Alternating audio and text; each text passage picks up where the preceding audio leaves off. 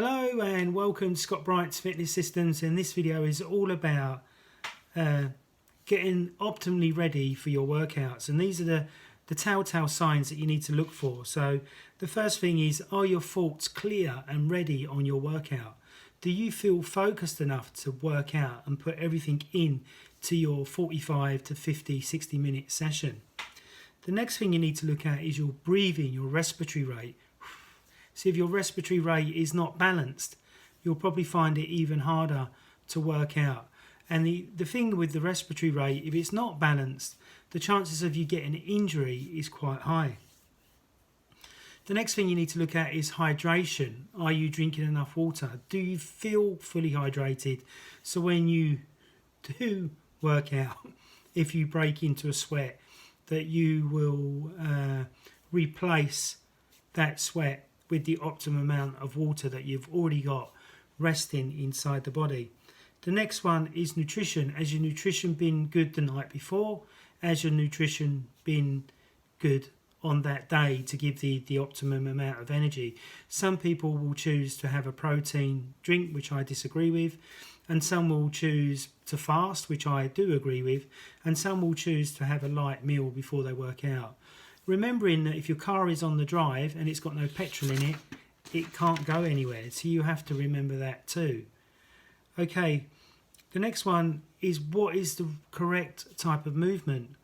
Have you got the right amount of exercises for your body and for what's going on with your hormonal system? So if you've got too many exercises, you may be overdoing it. If you've got too little exercises, you may be underdoing it. But I always go by the rule of underdoing it, because then that way, as long as you improve by 1% every session, you will keep improving all the way through your workouts. Okay, so now we're going to look at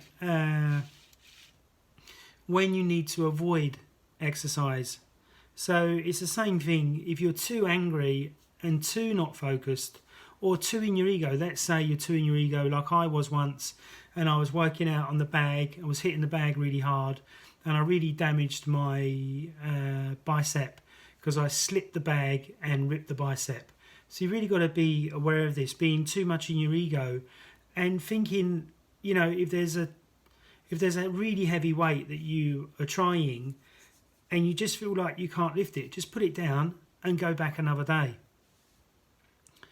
The next one is breathing. If you're hyperventilating or your heart rate is too high, maybe you need to cut back, do some meditation or do breath work that day. Again, if you're dehydrated, the first sign of dehydration is thirst. So if you are thirsty, I'm having a drink here. If you are thirsty, then maybe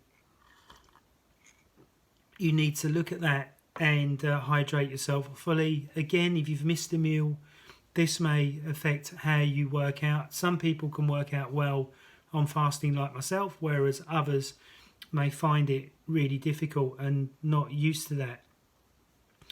Now, exercise-wise, you may need to do a lot less, and you may need to do some like either Tai Chi energizing exercises, maybe go for a walk, or maybe just rest on that day. The next thing you need to look at is your sleep. If your sleep has been adequate enough, do you feel tired? Do you feel drained? Do you feel fatigued? These are all different signs and signals on a time when not to train. And the same with, I see many people exercising when they've got flu, which is a real bad idea. You should be staying at home and resting and relaxing. Remembering that when you get flu, is your body detoxifying and your body being under a huge amounts of stress and it's telling you to slow down. So I hope you've enjoyed this video on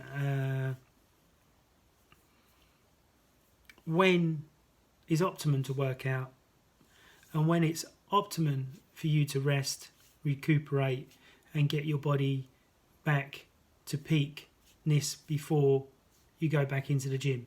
Thanks very much. Please subscribe down there. Please share. Please like. Thank you. Bye-bye.